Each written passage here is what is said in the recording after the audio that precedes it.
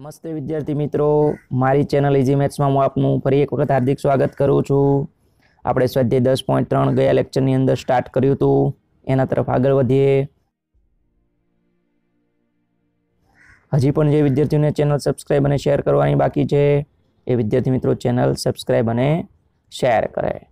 7મા પ્રશ્ન તરફ અહીંયા તમે પ્રશ્ન જોશો।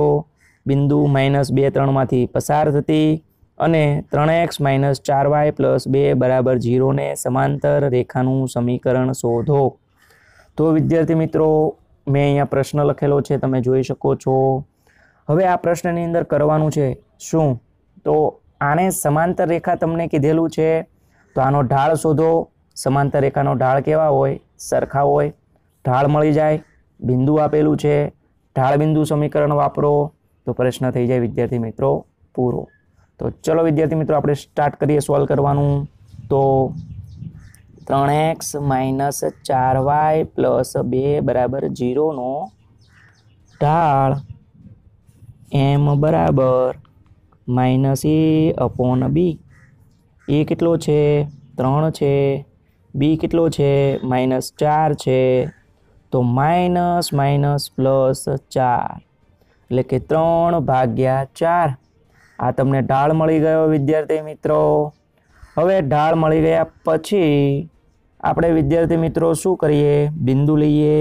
બિંદુ શું છે? -2 3 એટલે કે આને આપણે x1 અને y1 કહી દઈએ।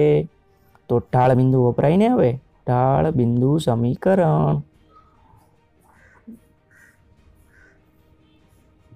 ઢાળ બિંદુ સમીકરણ છે y - y1 બરાબર m x - x1 y - y1 y1 છે 3 m તો m શું આવશે? 3/4 x - x1 તો -+2। તમને એમ થાય સાહેબ ઢાળ કેમ આ લીધો? કારણ કે સમાંતર રેખાનો ઢાળ એઝ ઇટ ઇઝ જ રહેશે બરાબર, એટલે આ ઢાળ લીધો છે। હવે 4 આપણે સામે ગુણાશે તો આવશે 4y - 12। 3 અહીંયા ગુણાશે તો 3x + 6। 4y આ બાજુ લેશો તો 3x, આ બાજુ આવે તો માઇનસનું થશે, આ બાજુ આવશે તો પ્લસ થશે। 12 ને 6 18 બરાબર 0। આ માગેલ રેખાનું સમીકરણ છે વિદ્યાર્થી મિત્રો। 8મા પ્રશ્ન તરફ વિદ્યાર્થી મિત્રો આગળ વધીએ તો કીધેલું છે રેખા x - 7y + 5 = 0 ને લંબ રેખા અને x અંતખંડ 3 હોય તેવી રેખાનું સમીકરણ શોધો। તો વિદ્યાર્થી મિત્રો આપણે હવે અહીંયા જોઈએ તો તમે જોશો તો આપણે x - 7y + 5 = 0 નો પહેલાં તો ઢાળ શોધીશું। તો ઢાળનું સૂત્ર આવશે -a/b। કિંમત મૂકીએ, a ની છે -1 સોરી +1 છે એ મૂક્યું, b ની છે -7 તો માઇનસ શું થઈ જશે? +1/7 ઢાળ મળી ગયો। હવે વિદ્યાર્થી મિત્રો આપણે લંબ રેખાનો ઢાળ લઈએ તો લંબ રેખાનો ઢાળ કેવો આવશે? વ્યસ્ત અને વિરોધી। તો 1/7 નું વ્યસ્ત 7 થશે અને વિરોધી એટલે કે માઇનસ થઈ જશે। આ તમને લંબ રેખાનો ઢાળ મળી ગયો। હવે બીજું કીધેલું છે x અંતખંડ 3 હોય, ચલો તો દોરીએ x અંતખંડ 3 હોય એવી રેખા આપણે। તો અહીંયા હું તમને બતાવી દઉં, આ x અને આ y। x અંતખંડ 3 હોય એટલે રેખા કંઈક અહીંયાથી વિદ્યાર્થી મિત્રો પસાર થશે। આ x અંતખંડ કેટલો છે? 3 છે એટલે કે રેખા 3 0 છે એમાં છેદે એટલે કે 3 0 બિંદુમાંથી પસાર થાય। ફરી એક વખત વિદ્યાર્થી મિત્રો સમજાવી દઉં છું। આ x અક્ષ છે, આ y અક્ષ છે। હવે x અંતખંડ 3 કીધેલો છે તો આ x અંતખંડ 3 લીધો ને એટલે 3 0 બિંદુ બને, એમાંથી રેખા પસાર થાય છે। તો આપણને બિંદુ કયું મળ્યું બેટા? 3 અને 0। આ x1 y1 થઈ જાય, બિંદુ મળી ગયું, ઢાળ મળી ગયું। શું વાપરીશું? ઢાળ બિંદુ સમીકરણ। સૂત્ર છે y - y1 બરાબર m કૌંસમાં x - x1 y - y1 શું છે? 0 છે। ઢાળ શું છે? -7 છે। x માઇનસ x1 કેટલું છે 3 છે. હવે આગળ વધીએ y માઇનસ 0 એટલે કે y છે 7 અંદર આવશે તો minus 7x minus minus plus 21 થઈ જશે. આ બંને આ બાજુ આવશે, નિશાની બદલાઈ જશે, આની પ્લસ થશે, આની માઇનસ થશે. આ તમારો આન્સર થઈ ગયો વિદ્યાર્થી મિત્રો. 9મો પ્રશ્ન તરફ આગળ વધીએ વિદ્યાર્થી મિત્રો. તો તમને કીધેલું છે રેખા √3x + y = 1 અને x + √3y = 1 વચ્ચેના ખૂણાનું માપ શોધવાનું છે. તો આપણે આ રેખાના ઢાળને m1 કહીએ, આ રેખાના ઢાળને m2 કહીએ. પછી બે રેખા વચ્ચે ખૂણા શોધવાનું માપ આપણી જોડે છે tan θ = માનાંકમાં m1 - m2 upon 1 + m1 * m2. એટલે તમને આના ઉપરથી θ મળી જશે.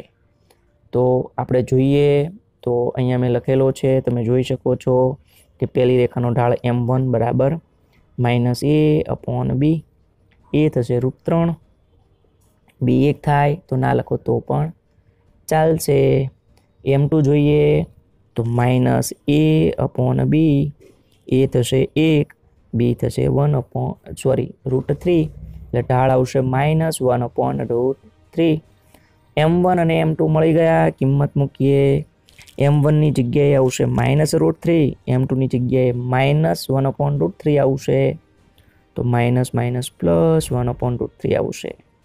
1 + m1 તો -√3, m2 તો -1/√3. આગળ વધીએ બેટા. તો અહીંથી √3 લસા લઈએ તો √3 3 થશે, -3 + 1 તો થશે -2/√3. અહીંથી √3 લસા લઈએ તો √3 +√3/√3. √3 કટ થઈ ગયા. આગળ વધીએ તો -2 અને અહીંયા 2√3, 2 કટ થઈ ગયા. તો આ tan θ તમને મળ્યો. માનાંક દૂર થશે તો એક વખત +1/√3 આવશે અને એક વખત આવશે -1/√3.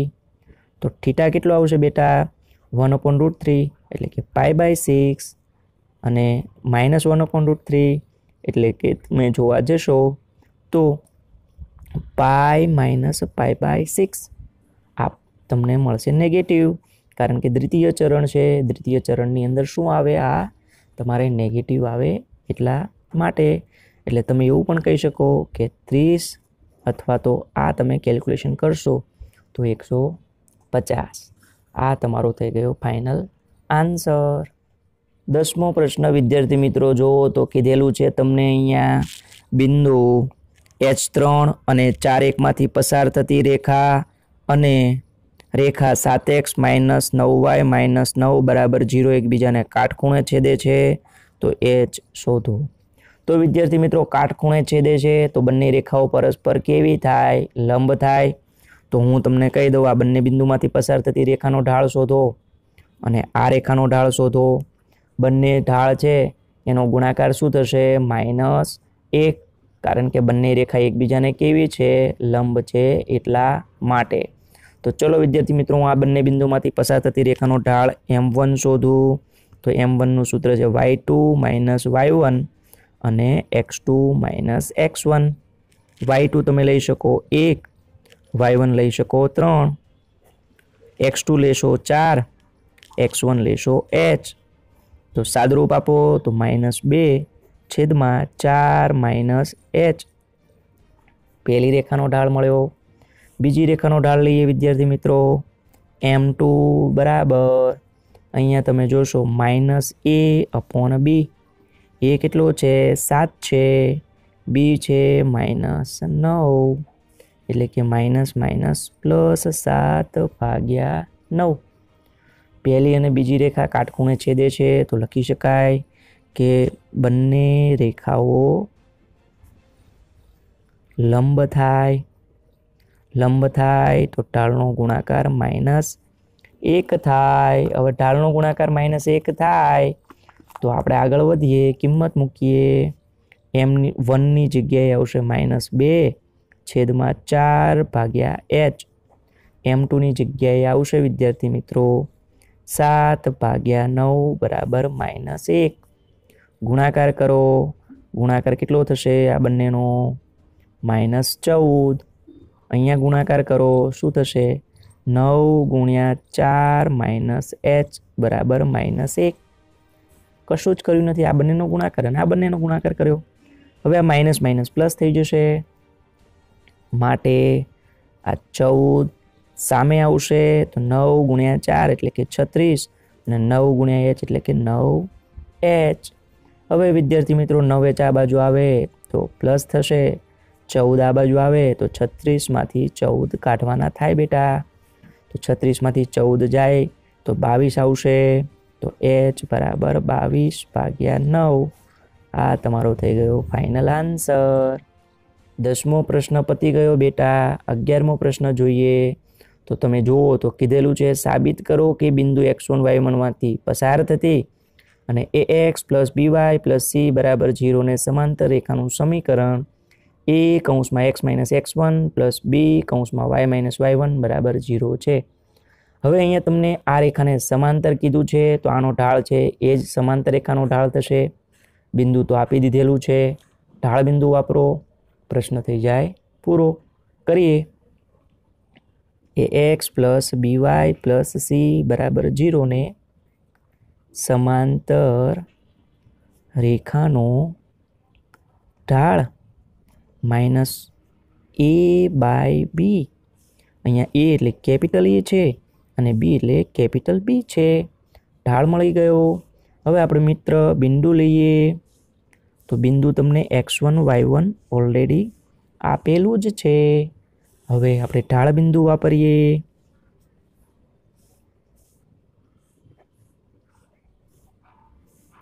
y - y1 m x - x1. બિંદુ તો એઝ ઇટ ઇઝ રહેશે. m એટલે આપણે મૂકીશું -a/b x - x1. હવે b સામે જશે તો b નો ગુણાકાર થશે તો b × y - y1 બરાબર -a x - x1. હવે બેટા શું લાવવાનું છે આપણે જોઈએ થોડું. તો અહીંયા તમને કીધેલું છે a સાથે x - x1 હોવો જોઈએ, b સાથે y - y1 હોવો જોઈએ બરાબર 0. તો જો તમને મળી ગયું ને, a સાથે x - x1, b સાથે y - y1. ખાલી સામે લઈ જઈએ આપણે તો પ્લસ થશે. આ તમને સાબિત કરવાનું હતું. મળી ગયું. 12મો પ્રશ્ન વિદ્યાર્થી મિત્રો જોઈએ તો એ થોડો મોટો છે તો આપણે આવતા લેક્ચરમાં કરાવીશું. 13મો પ્રશ્ન હવે કીધેલો છે જેના અંત્ય બિંદુઓ 3, 4 અને -1, 2 હોય તેવા રેખાખંડના લંબ દ્વિભાજકનું સમીકરણ શોધો. તો વિદ્યાર્થી મિત્રો અહીંયા મેં આકૃતિ દોરેલી છે 13મા પ્રશ્નની. 3, 4 -1, 2 નો લંબ દ્વિભાજક દોરેલો છે. લંબ પણ હોય અને બે સરખા ભાગ પણ કરતો હોય. આને લંબ દ્વિભાજક કહેવાય. નામ પ્રમાણે કામ છે લંબ દ્વિભાજક. લંબ હોય, દ્વિભાજક એટલે બે સમાન ભાગ કરતો હોય. તો આપણે આ બંને બિંદુમાંથી પસાર થતી રેખાનો ઢાળ શોધીએ. તો y2 - y1 / x2 - x1 formula છે. y2 તમારે છે વિદ્યાર્થી મિત્રો કેટલો છે 2, y1 છે 4, x2 કેટલો છે તો x2 તમારે છે -1, x1 કેટલો છે 3. મૂક્યું, 2 માંથી 4 જાય તો -2 અને અહીંયા આવશે -4. હવે વિદ્યાર્થી મિત્રો આ માઇનસ માઇનસ થઈ જશે પ્લસ, એટલે કે 1/2 ઢાળ મળ્યો. હવે લંબ રેખાનો ઢાળ, તો લંબ રેખાનો ઢાળ કેવો આવશે? વ્યસ્ત અને વિરોધી થઈ ગયું. હવે વિદ્યાર્થી મિત્રો લંબ રેખાનો ઢાળ મળી ગયો. બિંદુ મેળવવા માટે આપણે મધ્ય બિંદુ શોધીએ. તો મધ્ય બિંદુનું સૂત્ર છે x1 + x2 / 2, y1 + y2 / 2. x1 તમે 3 લેશો, x2 લેશો -1 / 2, y1 લેશો 4, y2 લેશો 2 / 2. 3માંથી 1 જાય તો 2, 2 ભાગ્યા 2 એટલે 1, 4 ને 2 6, 6 ભાગ્યા 2 એટલે કે 3. આ તમને બિંદુ મળી ગયું એટલે કે x1 y1 મળી ગયું અને આ તમને ઢાળ મળી ગયો. ઢાળ અને બિંદુ સમીકરણ વાપરો એટલે તમારે આન્સર આવી જશે. આટલું તો વિદ્યાર્થી મિત્રો કરી જ શકો ને. ઢાળ બિંદુ સમીકરણ આપણે લખાઈ દઈએ અહીંયા y - y1 એમ x - x1. આ બહુ બધી વખત વિદ્યાર્થી મિત્રો આપણે વપરાયેલું છે. તમે વાપરજો તો તમારે આન્સર આવી જશે. બરાબર. આ ઢાળ લેશો અને આ બિંદુ લેવાનું છે. મૂકજો. 14મો પ્રશ્ન વિદ્યાર્થી મિત્રો જોઈએ તો બિંદુ -1 3માંથી રેખા 3x - 4y - 16 બરાબર 0 પર દોરેલા લંબનો લંબપાદ શોધવાનો છે. તો વિદ્યાર્થી મિત્રો અહીંયા તમે જોશો તો બિંદુ -1 3 છે, એમાંથી 3x - 4y - 16 બરાબર 0 નામની મેં રેખા દોરેલી છે. હવે જે આ બિંદુ છે આને તમારે શું કહેવાય? લંબપાદ કહેવાય. આ બિંદુ મારે શોધવાનું છે. 3x - 4y - 16 બરાબર 0 આ રેખા તો આપેલી જ છે વિદ્યાર્થી મિત્રો. તમે આ રેખાનું સમીકરણ મેળવો અને પછી બંને રેખાને ઉકેલો તમે તો તમને છેદ બિંદુ મળી જાય એટલે કે આ બિંદુ મળી જાય. તો આપણે વિદ્યાર્થી મિત્રો આ રેખા ઉપરથી આપણે બિંદુ -1 3માંથી પસાર થતી રેખાનું સમીકરણ લાવીએ. તો સૌપ્રથમ 3x - 4y - 16 બરાબર 0 છે. એનો ઢાળ શોધ્યો -a/b. એ તમે મૂક્યો 3, b મૂક્યો -4 તો ઢાળ મળશે 3/4. કઈ રેખાનો? આ રેખાનો. હવે વિદ્યાર્થી મિત્રો આ રેખા તો લંબ છે તો લંબ રેખાનો ઢાળ કેવો આવશે? વ્યસ્ત અને વિરોધી. વ્યસ્ત કર્યું 4/3 અને વિરોધી થઈ ગયું. હવે બિંદુ તમે જોશો તો -1 3 છે તો લંબ રેખાનો ઢાળ અને બિંદુ મળી ગયું. એની ઉપરથી આપણે રેખાનું સમીકરણ વાપરીએ y - y1 એમ x - x1. ઢાળ મૂકી દીધું છે, બિંદુ મૂક્યું છે તો સમીકરણનું સાદુરૂપ આપતા આપણને આ રેખાનું સમીકરણ મળી ગયું. હવે વિદ્યાર્થી મિત્રો જે આ રેખાનું સમીકરણ મળ્યું એ કઈ રેખા છે ખબર તમને? આ રેખા છે. આ આપેલું છે એ આ રેખા છે. બંનેનું આપણે છેદ બિંદુ શોધીએ તો આ મળી જાય ને. તો છેદ બિંદુ શોધવા માટે આપણે બંનેને ઉકેલવી પડશે. તો આને સમીકરણ 1 આપ્યું, આને સમીકરણ 2 આપીએ. બંને રેખાને ઉકેલવા માટે વિદ્યાર્થી મિત્રો આપણે શું કરીશું? આ રેખાને આપણે 4 વડે ગુણીશું. તો 4 વડે ગુણીએ તો આવશે 16, અહીંયા આવશે 12 અને અહીંયા આવશે 20. અહીંયા જોઈએ વિદ્યાર્થી મિત્રો તો આને આપણે 3 વડે ગુણીશું તો 9, અહીંયા આવશે 3 વડે ગુણીશું તો 12, અહીંયા 3 વડે ગુણીશું તો આવશે 48. પ્લસ માઇનસ કેન્સલ થઈ જાય. 16 અને 9 25, x 20 અને 48 68 આવશે. સામે આવે તો પ્લસ 68 થઈ જશે. માટે x કેટલો મળશે? 68/25. x બરાબર 68/25 મળ્યું વિદ્યાર્થી મિત્રો. એ આપણે સમીકરણ 1માં મૂકીએ 4x + 3y - 5 બરાબર 0ની અંદર. તો આપણને શું મળશે વિદ્યાર્થી મિત્રો? y. ચલો વિદ્યાર્થી મિત્રો આપણે મૂકી દઈએ. અહીંયા તમે જોશો તો x બરાબર 68/25ની કિંમત આ સમીકરણમાં મૂકીએ તો 3y આ બાજુ રહેશે, 5 બરાબરની આ બાજુ આવે તો પ્લસ થશે, આ માઇનસ થશે. xની કિંમત 68/25 મૂકી. 25 × 5 125 માઇનસ 68 × 4 272/25 આવશે. 3 છેદમાં આવશે. 125માંથી 272 જાય તો -147, નીચે આવશે 75. 3 વડે ભાગ ચલાવીએ તો અહીંયા 49 અને અહીંયા આવશે 25. આ તમને y મળી ગયો અને x તો ઉપર 68/25 હતો. તો લંબપાદના યામ શું આવશે? 68/25 અને -49/25. બસ વિદ્યાર્થી મિત્રો આજે આપણે અહીંયા સુધી લેક્ચર રાખીએ છીએ. આવતા કાલે આ સ્વાધ્યાય આપણે પતાવી દઈશું. ત્યાં સુધી બધા વિદ્યાર્થી મિત્રો આવજો.